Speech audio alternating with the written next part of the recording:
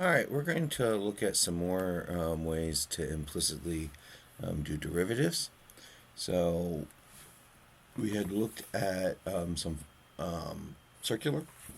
circle, and what I'm going to do is I'm going to do some examples from the book. I think the book has a really nice example of a relationship y squared equals x squared plus sine of x times y. And if we graph this function, I don't know if you want to do test points, how you want to graph it. I have pre-graphed it. What happens is the x and y, multiplying of x and y, create kind of a hyperbola that this function goes across. So I'm going to kind of make, and the sine function as it multiplies through waves across that hyperbola. So it waves out this way, and then it waves out this way, and it waves out this way, and it waves out this way. Look at my waves in the right direction. Always going to come down, up, and over. So the sine function is causing this rippling effect, and the y squared equals x squared is a squared relationship here. So we have this kind of broken hyperbola and circle as the sign switches from +1 to -1. If we think of what it's doing. And so at any point along here, we would like to know the slope. All right, we'd like to know the slope at this point. I think a unique question comes up is what is the slope here? And we'll look into that when we look at the derivative itself of what's special about the center, since if you have a slope on this function, which arm of the function can you be in? Right, because 0, 0 is the only point where there's multiple slopes coming in. So we might have a problem with the definition of a slope here, right? If I'm up here, if I know my x and y value, I know the slope of that point. And even if I'm down here with the same x value, I know my slope there because I have an x and y value there. So this is how an implicit derivation works, is if you know the full point that you're at, you know the slope. So what I need to do then is I need to take dx to the whole equation.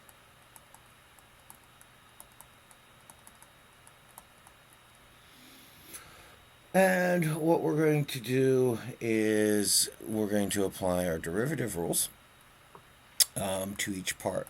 So I'm going to take the derivative with respect to x of y squared, the derivative with respect to x of x squared, and the derivative with respect to x to sine of xy.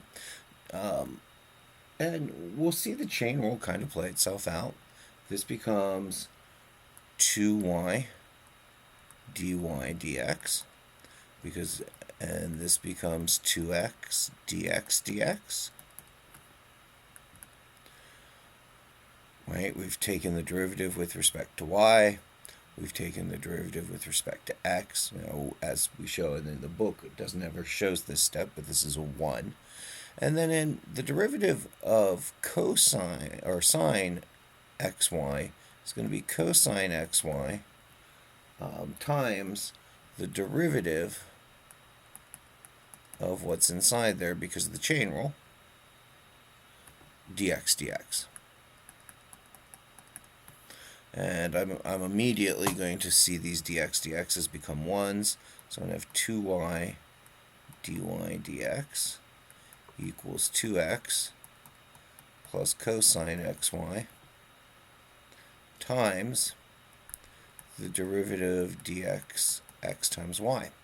Now, because we're implicitly taking derivatives, we use the chain rule here, or the product rule. Sorry, the product rule and the chain rule.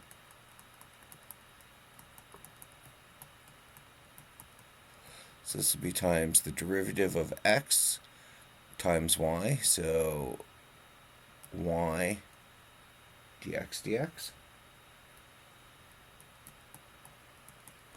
plus, right, the derivative of the first times the second. Now we're going to take the derivative of the second times the first. So that's dy dx times x. Again, dx's are 1s. So I'm going to get 2y dy dx equals 2x plus cosine xy times the quantity y plus x dy dx. I'm going to now play the game of getting my dy dx's together. Whoops. Why did I grow? Can I shrink back down? Didn't mean to make that so large. Oh, my hand hit the button on the tablet. Sorry about that. And let's get our dy dx's together. So I have 2y dy dx here. I'm going to multiply this through. I'm going to have a y cosine xy plus an x cosine xy dy dx. So I'm going to subtract this from both sides. 2y dy dx minus x cosine xy dy dx equals 2x plus y cosine xy. And here we're going to let notice that both of these have a dy dx term. So I'm going to factor the dy dx out.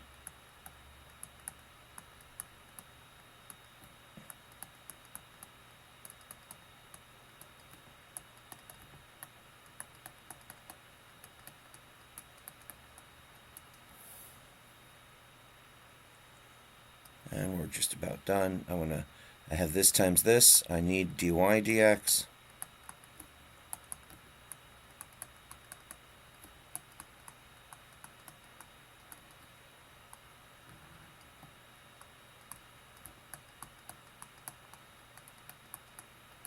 And so I have a division here. And we have our solution. We have a slope for anywhere we might be within this complicated function.